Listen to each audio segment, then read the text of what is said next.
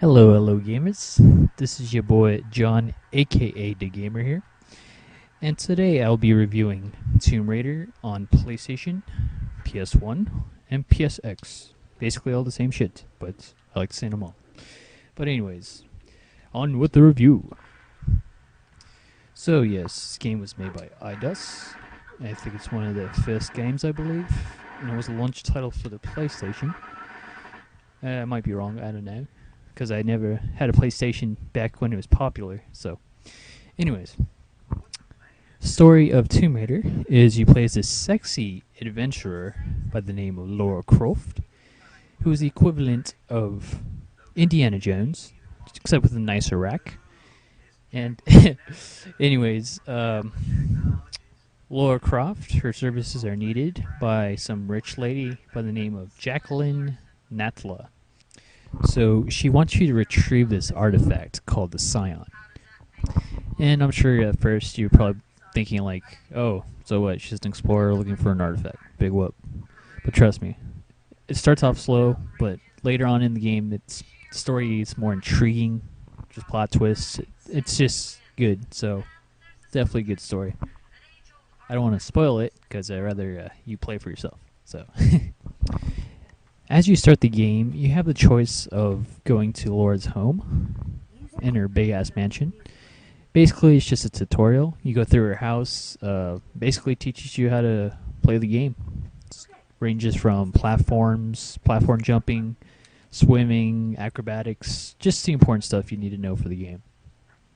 Now, in the main game, you go and explore exotic locales such as Egypt, Atlantis, Incan ruins, and other places. And these places are riddled with danger, such as death traps ranging from giant boulders, the cliche Indiana Jones, dun, dun, dun, dun, spikes, other crazy death traps, as well as enemies, killer animals like wolves, bats, bears, dinosaurs. Yeah, I said it, dinosaurs. They have dinosaurs in this game.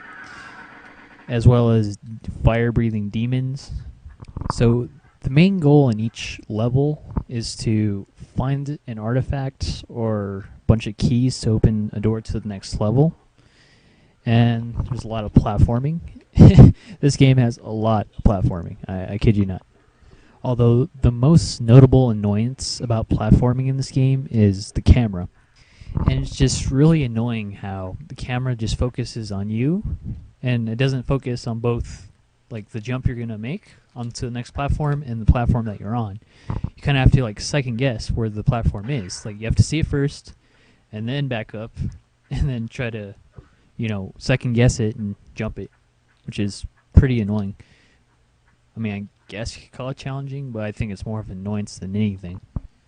Now, when I was talking about the enemies, I actually failed to mention the weapons that you get to protect you from them.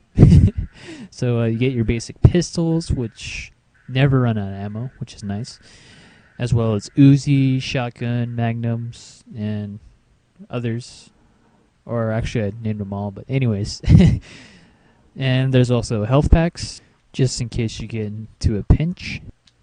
Also, this game has a lot of puzzle solving, and most of them are pretty simplistic, nothing too hard. Now for the audio. So the music in this game is pretty peaceful, melodic, and dramatic. And one of the most notable things in this game is when you play through the levels, like most of the time it's silent. I mean, I don't know why it's silent most of the time, but like the music like plays when you get to like an important part of the level, I guess.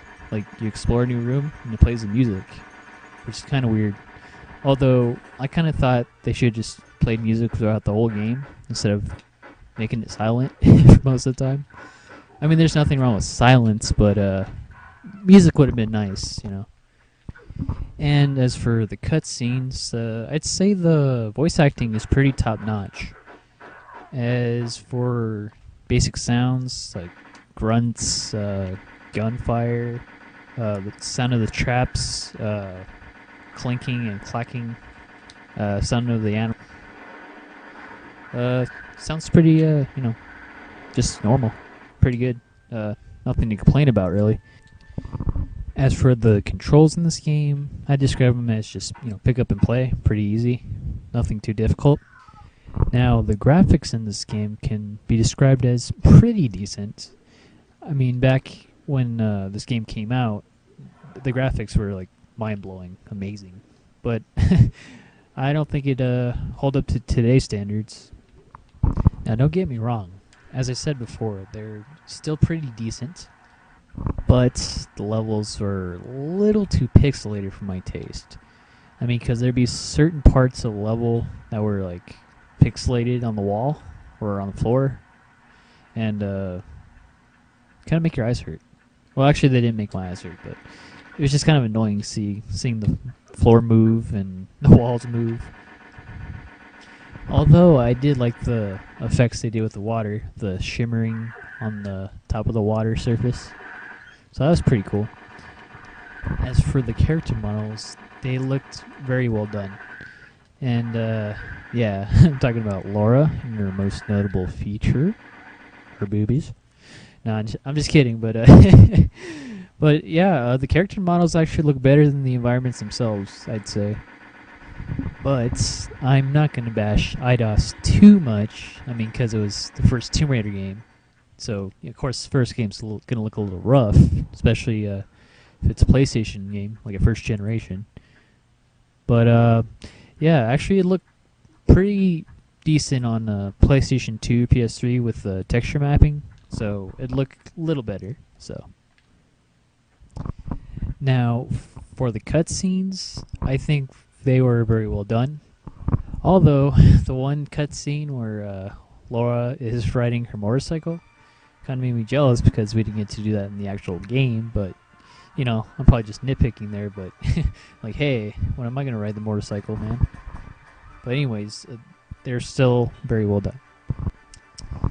I'd say the replay value for this game is pretty moderate, in between.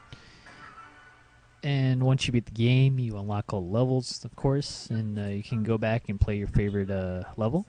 And I'd have to say my favorite one was the Lost Valley, the one with the dinosaurs. Definitely one of my favorite levels. So all in all, it's a great game, and I give this game an 8 out of 10. Thank you for watching, and peace out, gamers.